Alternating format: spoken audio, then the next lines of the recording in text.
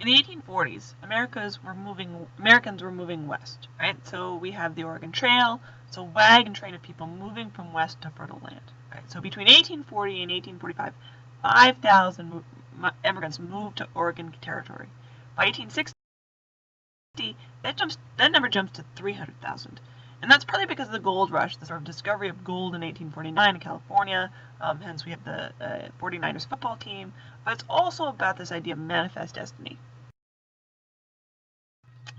And this is the image most closely associated with that idea of manifest destiny. Manifest destiny is the idea that Americans have a right, a duty, that is their destiny to move west. And if you look at that, that's a sort of the model of America going across the country.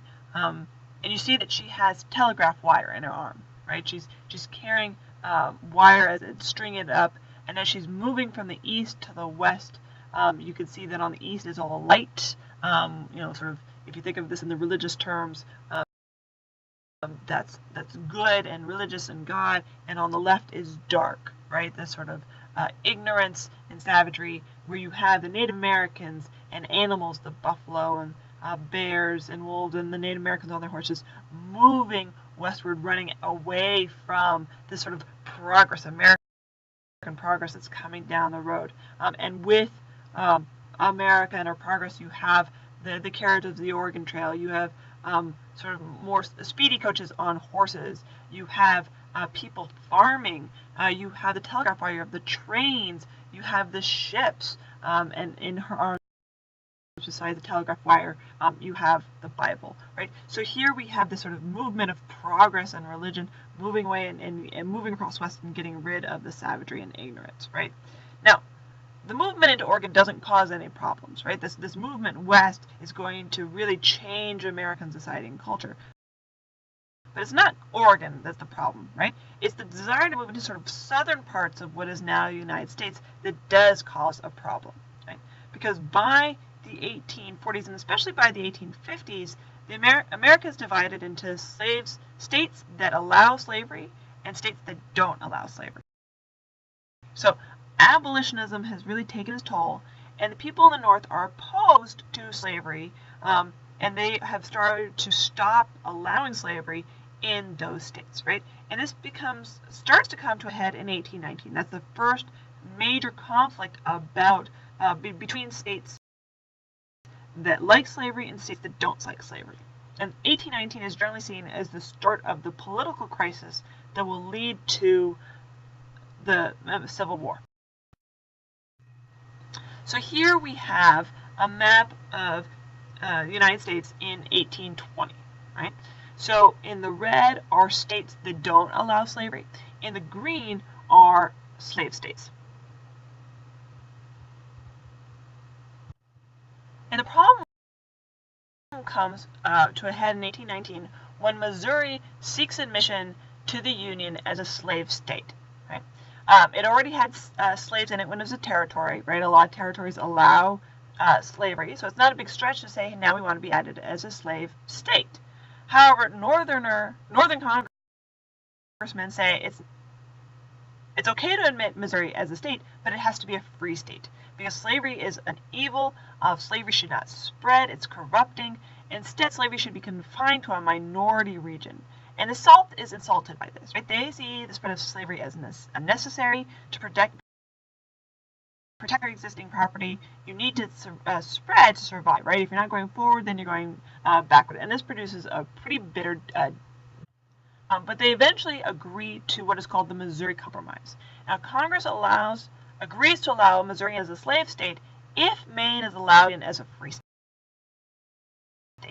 And Maine is not quite ready to be statehood, but they say, okay, we'll speed this up, we'll become a free state. So this is a compromise that states that Congress will draw a line along the latitude from the southwest corner of Missouri along the 3630 parallel. All future states north of the line will be free. All future states south of the line will be slaves. And this is so that a representation in Congress and the Senate stays where it is, right? The idea is to keep it, if you have one slave state with one free state, then you can keep that balance in Congress. Now, South is not particularly happy with this compromise. If you take a look at the map, you should see why. Most of the territory that America owns in 1820 is above that line, right? The only territories that are below that are the Arkansas Territory and the Florida Territory, and above it you have all of Michigan and all that unorganized territory. So there's a lot more options for the North to bring in a lot more free states than there are the options to bring in slave states. So this makes the South not very happy. If you notice, what you do have is you have Mexico, and Mexico takes up a lot more room than it does today, right? Mexico includes now Texas, California, New Mexico, Arizona, Utah, Colorado, Nevada. It's a huge region. There's about 6.5 million inhabitants. That's close to America's size.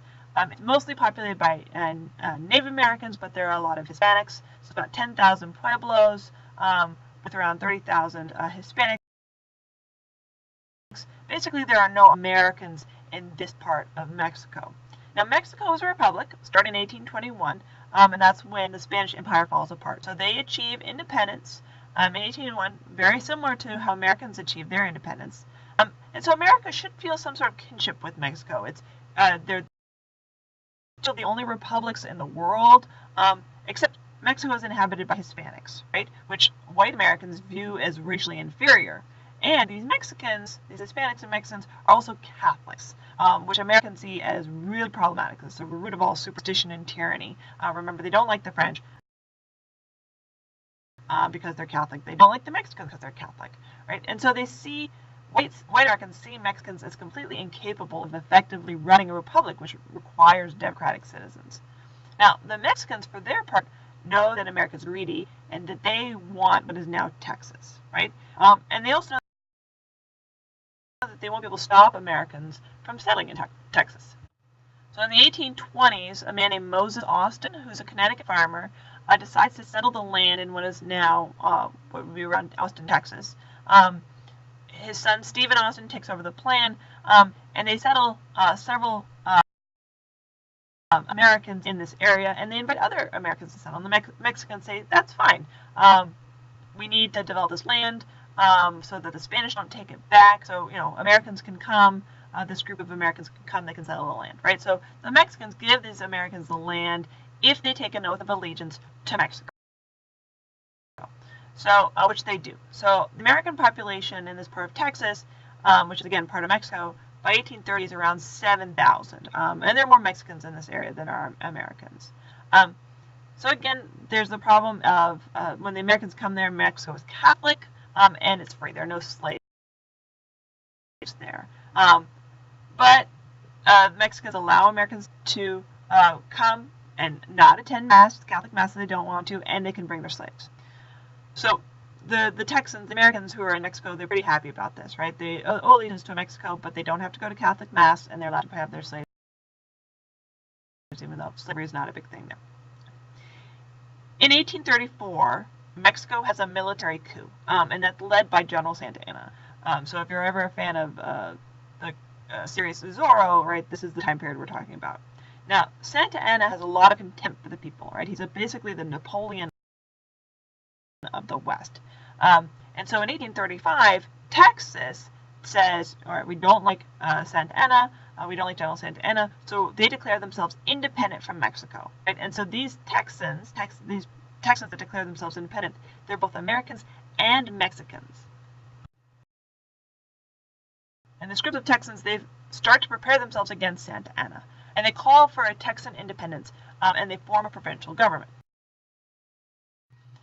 So in 1836, General Santa Anna comes, and a fight breaks out near Austin, Texas, at the Alamo. And Alamo is an 187-man garrison. Everyone at the Alamo is slaughtered, right? Which is where we have the remember the Alamo. So Santa Anna keeps on going after he slaughtered everyone at the Alamo. He goes on to San Jacinto. And he runs into Sam Houston, who ends up becoming the first president of Texas, right? He was the governor of Tennessee. He was completely independent. So Santa Anna, Sam Houston captures Santa Anna and forces him to sign a treaty. And this treaty, which is here's a map of the treaty. The treaty recognizes Texas independence to the Rio Grande River, right? So you see that sort of Republic of Texas, 1836 to 1845, and you see at the bottom is the Rio Grande River. Right? This is a big change because under Mexican rule, Texas only existed to the Natchez River. So under the new border that gives Texas all the way to the Rio Grande, Texas is now a much bigger area that includes all of New Mexico, including Santa Fe. So Texas and Mexico are now in a sort of Cold War. There are some border skirmishes, but there's now this conflict about where is Texas, right? Is the Republic of Texas to the Natchez River, which would be just the orange Texas, or is it the Rio Grande River, which would be all the orange and white as well as the orange area?